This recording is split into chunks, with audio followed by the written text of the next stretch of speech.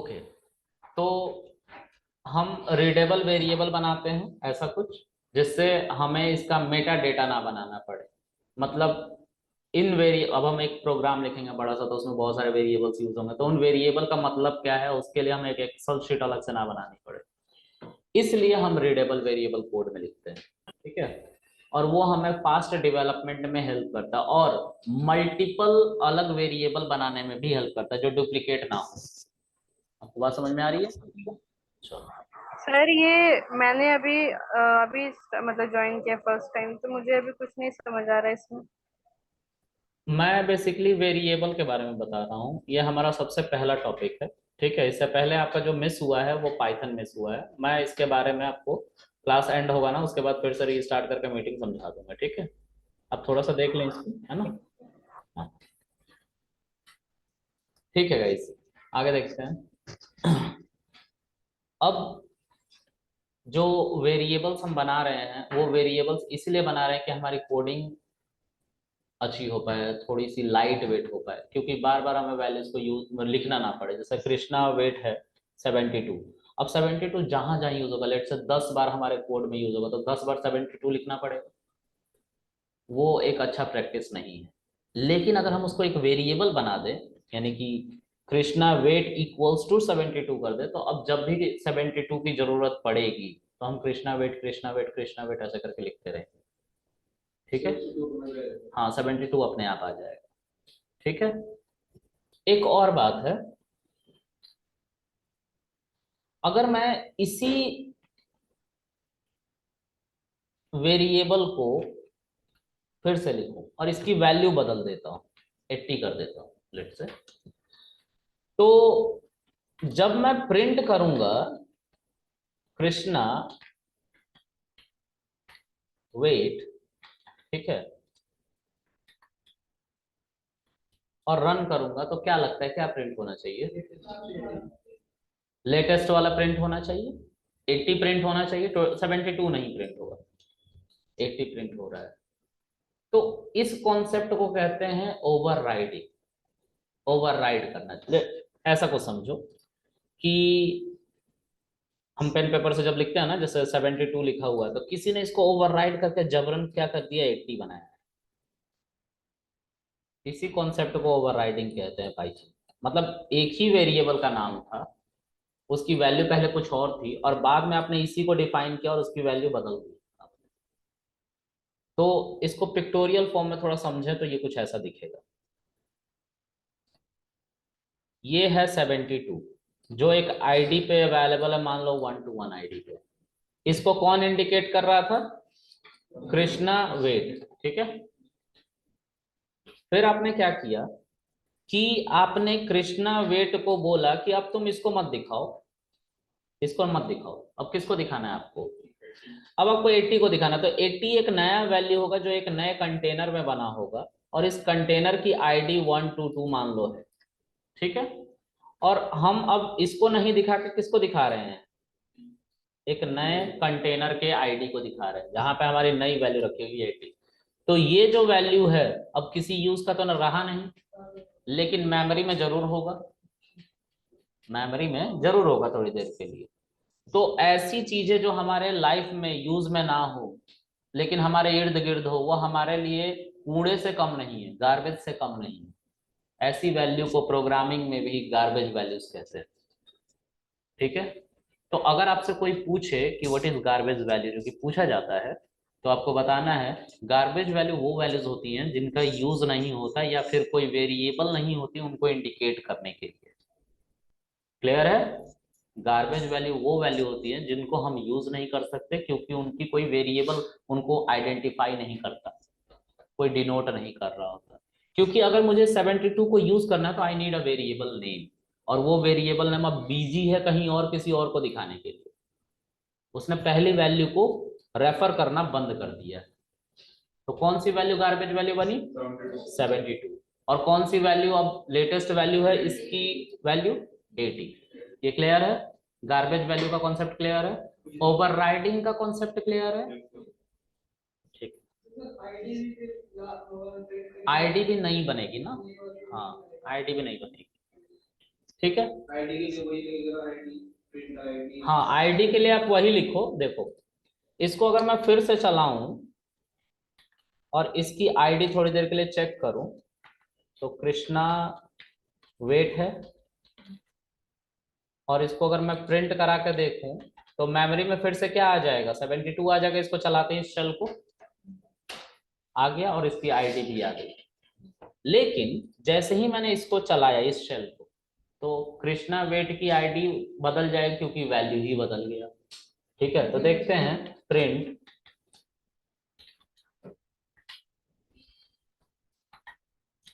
इसके अंदर आईडी नाम का फंक्शन है। उस आईडी नाम के फंक्शन के अंदर हमें उस वेरिएबल का नाम लिखना है जिसका हम आईडी चेक करना चाहते हैं। देखो दोनों की आईडी अलग अलग है कि नहीं है ना। ओके, तो लेटेस्ट जो वेट है हमारी वो कौन सी है, 80 है। हमने इसको चला दिया है और चला दिया है तो हमारी वेट 80 ही रहेगी, कृष्णा वेट। इतना क्लियर है। ओके, एक बहुत इंपॉर्टेंट बात है प्रोग्रामिंग में, पाइथन 1991 में आया था और जावा 1995 में आया था, लेकिन पाइथन को एक एलिगेशन का सामना आज भी करना पड़ता है कि पाइथन स्लो है। और ये और कोई नहीं, जावा की वजह से हुआ था, क्योंकि जावा उस समय फास्ट लैंग्वेज थी। 1995 में जावा आई थी और पाइथन 1991 में आया था। फिर भी जावा ने कह दिया कि पाइथन स्लो है, और पाइथन सच में स्लो था और अभी भी है, लेकिन अब पता नहीं चलता। ठीक।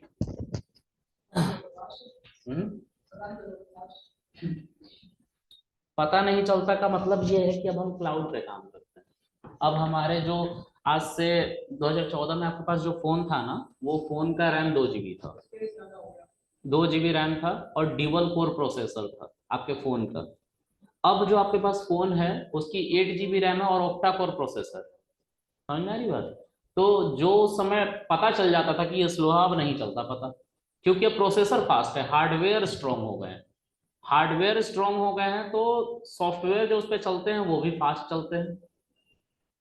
बात समझ में आ रही है आपको, इसलिए पता नहीं चलता। अब यही चीज क्लाउड पे चलती है। क्लाउड पे रैम जो होती है हम बाय करते हैं कि हमें 100 GB रैम चाहिए, हमें 200 GB रैम चाहिए। वहां पे 2 GB 4 GB 8 GB का कॉन्सेप्ट नहीं चलता। जितनी चाहिए उतनी रैम की डिमांड करो, उसके लिए पे करो और आपको वो रैम मिल जाएगी। ठीक है, जितनी मेमोरी चाहिए उसकी डिमांड करो, जैसा प्रोसेसर चाहिए। जैसे आप ओक्टा कोर प्रोसेसर चलाते होंगे अपने घर पे, आपका लैपटॉप जो है, ठीक है, लेकिन वहां पे आप 50 कोर 60 कोर 100 कोर प्रोसेसर ले सकते हैं, आपको सिर्फ पैसे देने। तो जो क्लाउड पे हमारा एप्लीकेशन डाला हुआ है जैसे पेटीएम, ठीक है, और इतने सारे ट्रांजेक्शन्स हो रहे हैं, तो वो प्रोसेसर जो वहां पे रैम लगे हुए हैं वो पावरफुल रैम्स लगे हुए हैं जो इतने सारे ऑपरेशन को एक साथ हैंडल करते हैं। समझ में आ रही बात। तो जितने गैजेट कनेक्टेड हैं वो उस सेंट्रलाइज क्लाउड से कनेक्टेड हैं जो बहुत तेजी से उनको रिस्पॉन्स कर रहा है। अब समझ में आ रही। तो अब पता नहीं चलता स्लो का, अब फास्ट हो चुकी हैं चीजें। ठीक है, क्योंकि हार्डवेयर मजबूत हो गए। आज से 15 साल पहले जाओगे तो 2006 में पहला क्लाउड आया था AWS का। ठीक है, उससे पहले कोई क्लाउड नहीं होता था। हाँ हाँ, AWS सबसे ज्यादा पॉपुलर है, उसके अलावा और भी क्लाउड्स है, तो उसकी बात नहीं कर रहे हम यहाँ पे, कुछ और बात कर रहे थे। ठीक है, हम बात कर रहे थे एग्जीक्यूशन की, हम कहीं और चले गए बात करते करते। ठीक है, तो डिस्कशन कभी खत्म नहीं होगी अगर हम बात करने आएंगे तो, बट हमें अपने टॉपिक से स्टिक रहना है ना। अब यहाँ पे एक एलिगेशन लगा हुआ है पाइथन पे कि पाइथन स्लो है। ठीक है, तो पाइथन वालों ने इसके लिए कुछ किया है और वो उन्होंने वेरिएबल में ऑलरेडी इंप्लीमेंट कराया। सी थोड़ा सा सोचें आप, मान लें कि एक वेरिएबल है ए नाम का ही, इसके अंदर 20 GB का डेटा है और ये कंटेनर में है क्योंकि एक वेरिएबल है। 20 GB का कुछ भी डेटा हो सकता है फिल्म हो, पाइथन में फिल्म आ सकती है, कोई दिक्कत नहीं है ना, आएगी। तो 20 GB का वो फिल्म है, ठीक है, ए नाम के वेरिएबल में। और बी नाम का ही आपने दूसरा वेरिएबल बनाया और उसमें सेम फिल्म 20 GB की जो फिल्म थी, सेम फिल्म जो ए में रख रखी है आपने, वो बी में आ गई। अब नाम दोनों के अलग अलग हैं तो आईडी भी अलग अलग बननी चाहिए थी, आपको ऐसा लग रहा है, बट ऐसा हुआ नहीं। पाइथन में कहा गया कि अगर वैल्यू बिल्कुल सेम है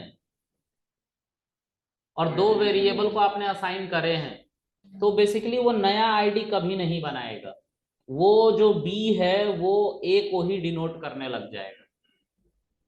तो अभी जो 40 GB का डेटा जाना था हमारा, वो 20 का ही रह गया। हमने मेमोरी मैनेज ऐसे किया है पाइथन। जावा इसका उलट है। जावा कहता है कि अगर ए में 20 GB डेटा सेम है जो बी में भी रखा गया है तो दोनों के लिए नई नई आईडी हम दे देंगे। मतलब 40 GB डेटा उनके पास होगा। अगर 10 बार आपने मेंशन कर दिया तो भी 200 GB डेटा होगा उनके पास। और पाइथन में 10 बार मेंशन कर दिया तो भी 20 GB डेटा होगा। अब इससे पाइथन फास्ट हो गया। तो पाइथन ने ऐसी चीजें जगह जगह पे रह के करी है। ठीक है।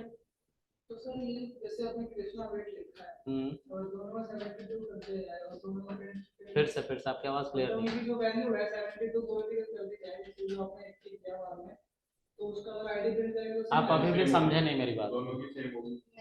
आप मेरी बात नहीं समझे। सी मैंने क्या बोला, ए और बी दो अलग अलग वेरिएबल है और वो एक ही सिमिलर डेटा को इंडिकेट कर रहे हैं, ये मैंने बोला। यहाँ पे आप देखें कृष्णा वेट और कृष्णा वेट नाम सेम है, वैल्यूज अलग अलग है। नहीं मैं कह रहा हूँ वैल्यू भी सेम कर दिया बाद में। हाँ तो सेम हो गया ना, फिर उसमें क्या दिक्कत। नहीं फिर मतलब मैं समझाता हूँ आप क्या पूछना चाहते हैं, थोड़ा सा मैं देख लूं। a इज इक्वल टू 10, ठीक है, और प्रिंट आईडी ऑफ ए, ये है, ठीक है। और अगर आप वैल्यू को भी प्रिंट करना चाहते हो आप करो, ये वैल्यू थी, ठीक है।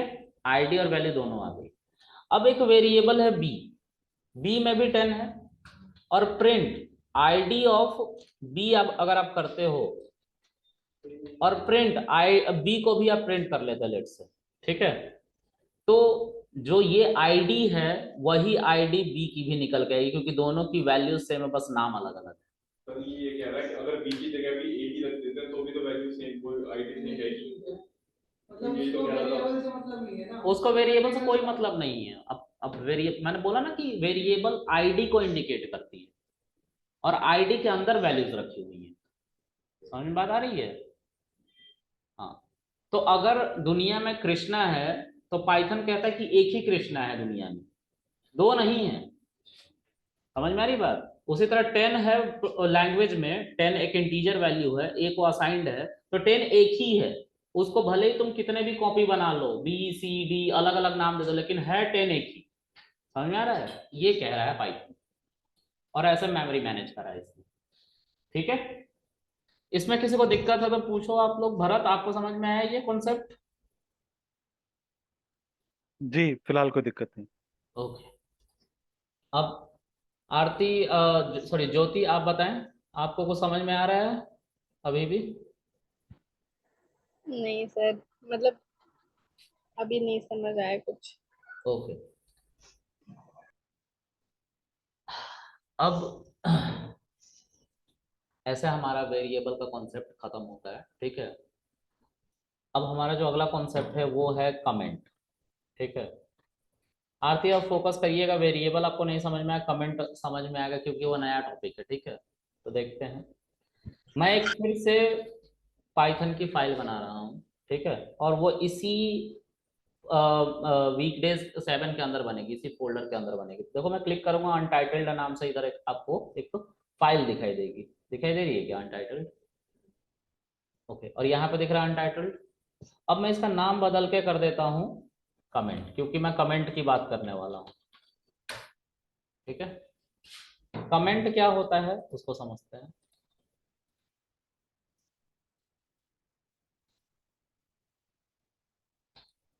ये लेट से एक डेवलपर है,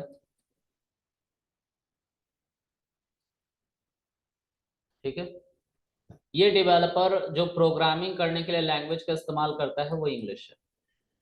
ठीक है, और इसने पाइथन की हेल्प से बोला प्रिंट पैरेंथेसिस हेलो।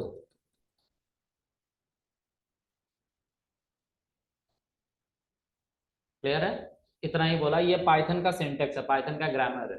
ठीक है, और इसने ये बात बोली किसको? इंटरप्रेटर को। इंटरप्रेटर वो है जो इंग्लिश को जानता है और एक बाइनरी लैंग्वेज जानता है। बाइनरी लैंग्वेज यानी कि मशीन जो भाषा समझती है उस भाषा को जानता है, बाइनरी लैंग्वेज।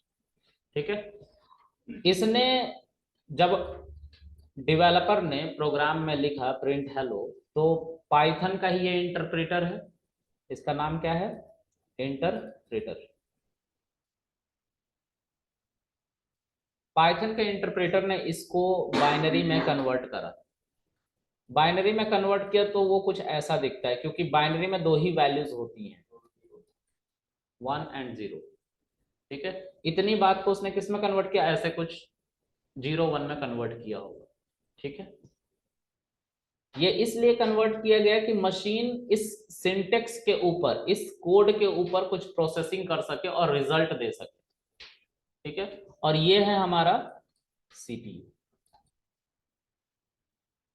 ठीक है, अब जब मैंने इसको लिखा ये बात प्रिंट हेलो, तो इसने, इस इंटरप्रेटर ने उसको बाइनरी में कन्वर्ट कर दिया। बाइनरी में इसलिए कन्वर्ट किया क्योंकि सीपीयू को सिर्फ एक ही लैंग्वेज आती है, वो है बाइनरी लैंग्वेज, इसको इंग्लिश नहीं आती। तो बाइनरी में जब हमने इसको कन्वर्ट किया तो इस सीपीयू ने इसके ऊपर ऑपरेशन किया, इस बाइनरी पे, और समझने की कोशिश करी कि यूजर ने इंग्लिश में क्या बोला है, क्योंकि उसी को बाइनरी में कन्वर्ट किया गया है। अब जो बोला है उसको समझने के बाद इसने एक आउटपुट जनरेट किया, वो भी एक बाइनरी फॉर्म में ही था, कुछ ऐसे। लेकिन डेवलपर को ये लैंग्वेज तो आती नहीं है, डेवलपर को क्या आता है? इंग्लिश। तो ये फिर से इंटरप्रेटर बाइनरी से इंग्लिश में इसको कन्वर्ट करेगा और लिखेगा हेलो डेवलपर के स्क्रीन पे। ठीक है, अच्छा, तो डेवलपर के स्क्रीन पे उसको दिखाई देगा कि हाँ, हमने प्रिंट हेलो करवाया था और हेलो आउटपुट में आ गया। लेकिन पीछे जो ऑपरेशन हुआ तो बाइनरी में हुआ ना। अब ये जो पाइथन था, इसमें पाइथन का सिंटेक्स हम इस्तेमाल कर रहे हैं, और उसका इंटरप्रेटर उस पाइथन के सिंटेक्स को, जो भी हम लिख रहे हैं, बाइनरी में कन्वर्ट करा मशीन को समझाने के लिए, प्रोसेसिंग हो पाए, और फिर रिटर्न जो आ रहा है उसको फिर से रिकन्वर्ट कर रहा है इंग्लिश में हमें स्क्रीन पे दिखाने के लिए। ठीक है, इसके अलावा अगर डेवलपर कुछ लिखता है यहाँ पे, जो वो नहीं चाहता है कि बाइनरी में कन्वर्ट हो, लेकिन चाहता है कि मैं लिख दूं, उसको वो कमेंट कहता है। जैसे उसने लिख दिया कुछ भी, लेट से ABCD लिख दिया, ABCD। ठीक है, नहीं चाहता था कि ये इंटरप्रेटर जो है इस ABCD को भी बाइनरी में कन्वर्ट करे, यानी कि 0 1 में कन्वर्ट करे, तब वो कमेंट का इस्तेमाल करेगा। समझ बात आ रही है? मतलब कोड में लिखा हुआ दिखेगा हमें, लेकिन इंटरप्रेटर के लिए वो कुछ भी नहीं है। इंटरप्रेटर उसको देखेगा ही नहीं, उसको कन्वर्ट ही नहीं करेगा बाइनरी में। जब ऐसा हो रहा होगा तो उसी को कमेंट कहेंगे। बात समझ में आ रही है? मतलब हम कोड पे लिखेंगे लेकिन बाइनरी में उसका कन्वर्जन नहीं होगा, उस पर कोई प्रोसेसिंग नहीं होगी, उसी को कमेंट कहेंगे। हैश से स्टार्ट करना पड़ेगा, अभी लिख के दिखाता हूँ। तो यहाँ पे हम कमेंट के बारे में कुछ लिखते हैं। पहले कमेंट जो होता है वो दो पर्पस के लिए इस्तेमाल होता है। पहला, टू मेक नोट्स, क्योंकि हम बिगिनर लेवल पे इसलिए नोट्स की बात कर रहा हूं मैं। दूसरा, टू टेस्ट आवर कोड, अगर हमारे कोड में कोई बग है तो हम उसको टेस्ट कर सकते हैं। ठीक है, अब देखो, हमने लिखा प्रिंट हेलो, यही एग्जांपल दिया था अभी थोड़ी देर पहले। इसको शिफ्ट एंटर किया तो ये हेलो प्रिंट करके दे रहा है। तो पीछे सबको पता है कि क्या हुआ होगा, बाइनरी कन्वर्जन फिर इंटरप्रेटर के द्वारा हुआ होगा, और फिर सीपीयू से प्रोसेसिंग हुई होगी, फिर आंसर किस में आया होगा? बाइनरी में। फिर उसको इंटरप्रेटर ने इंग्लिश में कन्वर्ट किया और हमारे स्क्रीन पे ऐसा दिखाई दे रहा है। ठीक है, अब यूजर चाहता है कि यहीं पे वो कुछ लिख दे, और वो क्या लिखा था, ABCD, वो तो आउटपुट में नहीं आया ना, उसकी वजह से एरर आया। ठीक है, तो यही कमेंट था ABCD। ठीक है, अब ध्यान से देखते हैं। अगर मैं इसी को कॉपी करूं और यहाँ पे एज इट इज लिख दूं और इस हैश को हटा देता हूं, ठीक है, तो अब इंटरप्रेटर इसको रीड करने की कोशिश करेगा, और ये कोई भी डेटा टाइप नहीं है, क्योंकि ये ना तो डबल कोट में लिखा हुआ है, डबल कोट में लिखा रहता तो इसको स्ट्रिंग मानते हैं, लेकिन ये डबल कोट में नहीं है, तो ये कुछ भी नहीं है, ये एक एरर है। बोलेगा कि पता नहीं आपने क्या लिखा है, इसलिए हम कह रहे हैं इनवैलिड सिंटेक्स। ऐसा कभी हमें बताया ही नहीं गया कुछ। अगर अगर आप इसको ABCD मान रहे सर हो, डबल कोट क्या होता है? डबल कोट स्ट्रिंग के लिए इस्तेमाल होता है, स्ट्रिंग। ठीक है, अच्छा, ठीक। अभी मैं क्लास खत्म करके आपसे बात करूंगा, ठीक है, आप डिस्कनेक्ट मत होना, ठीक है।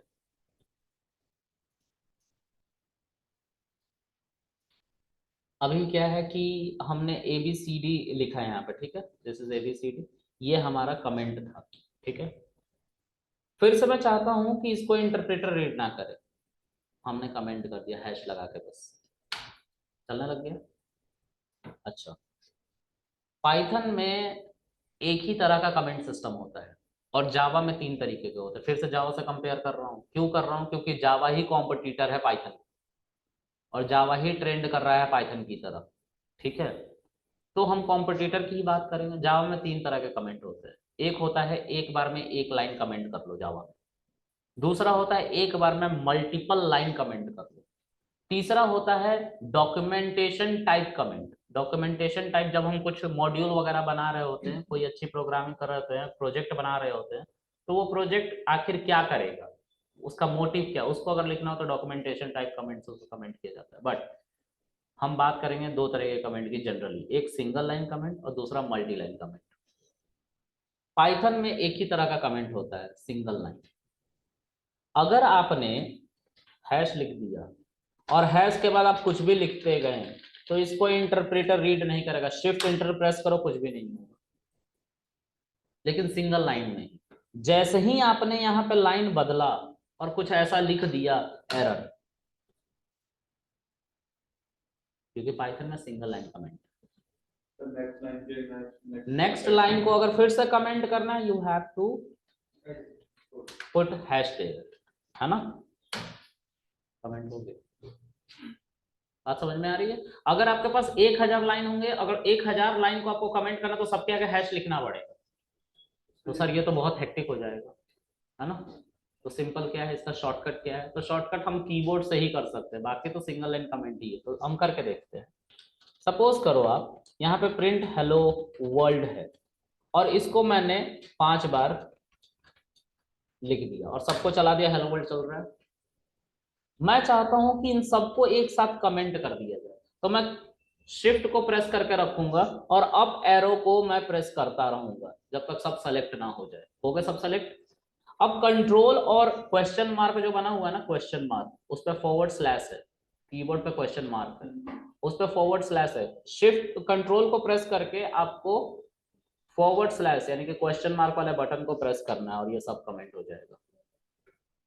ठीक है, और फिर से अनकमेंट करना है तो सेलेक्ट सबको करना है, तो ऑलरेडी सेलेक्टेड है, कंट्रोल और फॉरवर्ड स्लैश को ही प्रेस करेंगे, अनकमेंट हो जाएगा।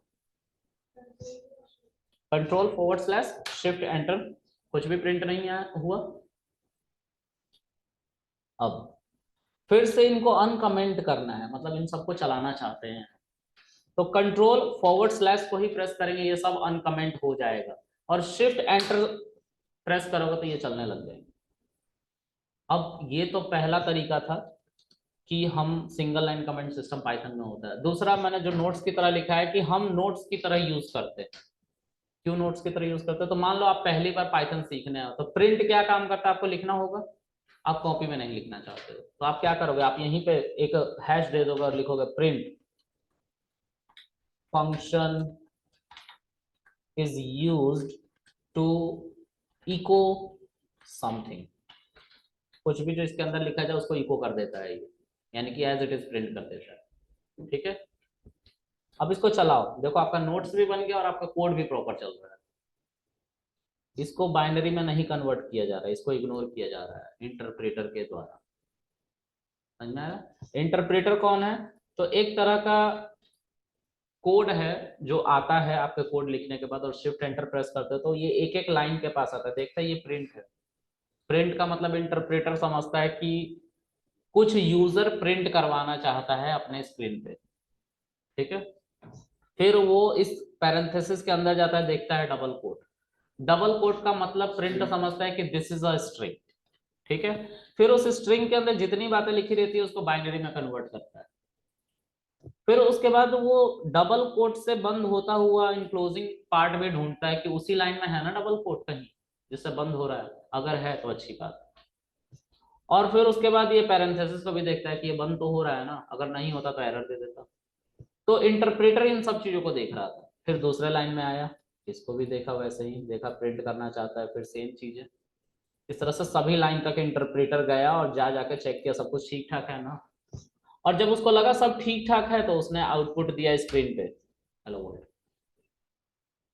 देखो मैंने एक चीज इग्नोर किया है, इंटरप्रेटर को कभी मैंने यहाँ पे भेजा ही नहीं, क्योंकि इसको वो कंसीडर्ड ही नहीं कर रहा है कि ये कुछ है, उसके लिए कुछ भी नहीं है ये, क्योंकि ये कमेंट है।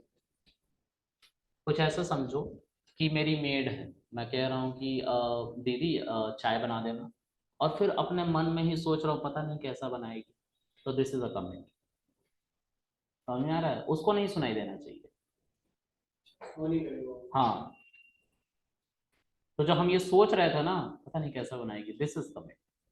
समझ में आ रहा है? यही अगर प्रोग्रामिंग में करने लग जाए कमेंट है। और प्रोग्रामिंग में इसको कैसे करते हैं? हैश की मदद से, ठीक है। क्लियर है?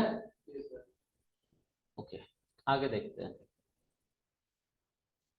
अब इंटरव्यू में कुछ क्वेश्चंस पूछे जाते हैं इनके ऊपर और उन क्वेश्चन को देख लेते हैं। उससे पहले मैं एक और चीज था जो छूट रहा था। नोट्स तो बनाना हमने देख लिया, पहला पॉइंट। दूसरा पॉइंट मैंने लिखा है कि हम कोड को टेस्ट करने के लिए इस्तेमाल करते हैं। लेट्स से मैं पहली बार पाइथन सीख रहा हूँ, है ना, और बहुत अच्छे से मैं कोड कर रहा हूँ, लेकिन अचानक से कहीं पे ये छूट गया। अब मैं नया कोडर हूँ तो मुझे बिल्कुल एरर पढ़ने का तो मन नहीं करेगा, ना मैं पढ़ता हूँ कि क्या एरर, अगर पढ़ भी लेता हूँ तो समझ में नहीं आता है कि क्या है, ठीक है। एरर में लिखा हुआ है कि तीसरे लाइन में कुछ प्रॉब्लम है, लेकिन हम नहीं पढ़ते, हमें आदत भी नहीं होती और हमें समझ में भी नहीं आता, क्योंकि हमें पता ही नहीं कि कौन सा प्रॉब्लम है बेसिकली। तो हम क्या करते हैं, हम इसको चला रहे होते हैं और हमें प्रॉब्लम ऐसा आ रहा होता है। अब हम एक एक लाइन को देखते हैं लेकिन हम इतने मतलब कि अच्छे तरीके से नहीं देख पाते और हमें ऐसा लगता है कि सब ठीक है। तो उस केस में आपको क्या करना है, आप पूरे कोड को कॉपी कर लेंगे और अभी बताया ना सबको कमेंट कर लेना एक साथ, कंट्रोल/, सब कमेंट हो गया। अब चलाओ, ये सही चलेगा, कुछ भी नहीं आउटपुट आ रहा, ठीक है। चल रहा है तभी तो आउटपुट नहीं आ रहा, एरर नहीं आ रहा मतलब चल रहा है कोड, ठीक है। अब एक एक लाइन को अनकमेंट करो आप और चलाओ, देखो ये लाइन चल रहा है, इसमें कोई दिक्कत नहीं थी, ठीक है। फिर से जाओ ऊपर, ये भी लाइन चल रहा है मतलब इसमें भी दिक्कत नहीं है, ठीक है। इसके बाद फिर से ऊपर जाओ और इसी में दिक्कत है, वो तो एरर ही बता रहा था कि लाइन 3 में है। वो तो हमें पता है ना, क्योंकि हमने कोडिंग करा है खुद। बिगिनर को नहीं पता हो तो चलता, ठीक है, और ना एरर ही समझ में आता है उसे, वही तो मैं कह रहा हूँ। तो तीसरे लाइन में कुछ दिक्कत है, मतलब अब हमें इसको ध्यान से देखने की जरूरत है। तो प्रिंट है, डबल कोट से शुरू हो रहा है, हेलो वर्ल्ड, हमें दिखा लास्ट में कि यार डबल कोट मिस है यहाँ पे।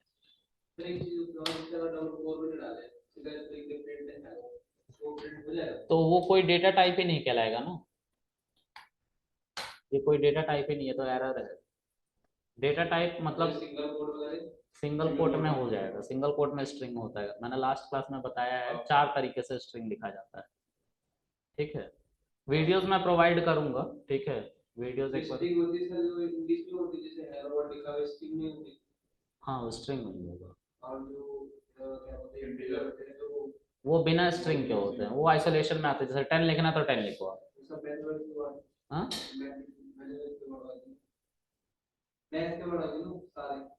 मैथ्स के वर्ड वहाँ पे ना उसमें लगता है मैथ्स के वर्ड न्यूमेरिक 1 2 3 4 5 6 है ना, आप इसको बिना किसी कोड के लिखो, ये चलेंगे, ये इंटीजर डेटा टाइप है, ठीक है। आगे देखते हैं। अब इसमें प्रॉब्लम थी ना, हमने उसको रेक्टिफाई कर दिया डबल कोट लगा के। अभी भी हम रुकेंगे नहीं, हो सकता है आगे भी कुछ गलतियां रही हो, है ना। तो हम एक एक करके ही इसको क्या करेंगे, चलाएंगे। ये भी चल रहा है और लास्ट में देखेंगे ये भी चल रहा है, सारे चल रहे हैं कोड। मतलब बग जो था वो हमने दूर कर लिया। तो ये तो बिगिनर लेवल पे, ऐसा कोई बग होता नहीं है, वैसे ऐसा कोई फिक्स भी नहीं करता, करते हैं लोग कमेंट से फिक्स, लेकिन आपको समझाना था ना, इसलिए ऐसा बताया। बग वहां पे मॉड्यूलर प्रोग्रामिंग हो रही होती है जब आप कोड करते हैं, तो आप डेटा एनालिटिक्स के बंदे हैं, ठीक है, आपको प्रोग्राम नहीं बनाना है, ठीक है। समझ में आ रहा है? आपको डेटा को फिल्टर करना है, डेटा को प्रोसेस करना है, रिपोर्ट तैयार करते हैं, आप समझ रहे हैं बात, ये करना है आपको। तो उसके लिए आपको प्रोग्रामिंग नहीं करनी, आप स्क्रिप्टिंग करेंगे, मतलब एक एक लाइन का कोड लिखते रहेंगे, ठीक है। हाँ आप बताएं क्या कह रहे थे। जैसे कि 100 लाइन पे लिख रहा हूँ और उसमें से कोई मिडिल लाइन में एक लंबी लाइन है और उसमें कोई फॉल्ट है, तो वो कैसे हम easily वही तो मैं कह रहा हूँ कि इसी के लिए, मतलब 100 लाइन का डेटा हो गया ना आपका, अब आपको प्रॉब्लम समझ में नहीं आ रही, लेकिन अब जब 100 लाइन का कोड लिख रहे होगे तो आप इतने प्रोफिशिएंट होगे कि आप एरर को समझ पाए देखते। मैं समझाने के लिए बता रहा हूँ। नहीं, मतलब जैसे कि आउटपुट आ जाएगा एरर कि एरर इन द लाइन 15। हाँ एरर इन द लाइन आ जाता है, तो 50 जो 15 लाइन है वो भी एक लंबी लाइन है, उसमें भी तो एक बिल्कुल लंबा- चेक तो करना पड़ेगा आपको, सब कुछ आपको करके नहीं मिल पाएगा, है ना, आपको पढ़ना पड़ेगा, ठीक है। और उसमें ये भी मार्क करके दिखाता है, आप लोगों ने शायद ध्यान नहीं दिया, ये देखिए डबल कोट से शुरू हुआ खत्म नहीं होता, डबल कोट पे इसने मार्क किया है। गलती आपकी है कि आपने नहीं देखा। तो आप जब 100 लाइन का कोड लिख पाओगे तो आप जाहिर सी बात है एक कोडर हो, है ना, आपको इतनी तो समझ में आएगी ही कि प्रॉब्लम क्या है, क्योंकि कोड करते करते प्रैक्टिस हो जाएगी ना, बिगिनर को नहीं समझ में आता है, ठीक है। अच्छा तो ये हमारा कमेंट है, किसी को इसमें कुछ पूछना है तो पूछ लें। ओके अब भरत आपको कुछ पूछना है। नहीं दादा अभी इसमें नहीं। ओके तो